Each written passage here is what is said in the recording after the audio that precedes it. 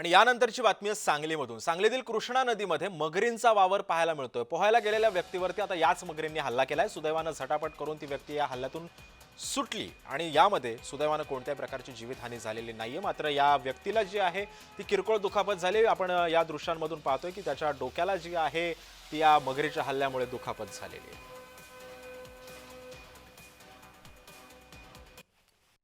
रोज पाठी पोहायला आम्ही दोघं जण गेलो जातोय। आज 22-23 वर्ष झाले। अचानक वर पोहत गेल्यावर मगरीनं माझ्यावर हल्ला केला। किती फूट होते ते? 9 ते 10 फूट. नाही 14 फुटाचा झाला। 14 फुटाचा। तुम्ही काय केलं तिथं? माझं त्यानं जबड्यात पहिल्यांदा मुंडकं धरलं होतं। मला ते ही झाल्यानंतर इथं तिच्या जबड्याला मी असं दणका दिल्यावर तिनं मी मुंडकं बाजूला काढून घेतलं आणि परत मी असं फिरलो जरा। फिरल्यानंतर माझ्या परत शेकडा अटॅक केला तिनं जोरात। अटॅक इकडे केल्यावर परत मग मी लातून तिच्या परत जबड्यावर दणका दिला। परत तिथून ती सरकली बाजूला।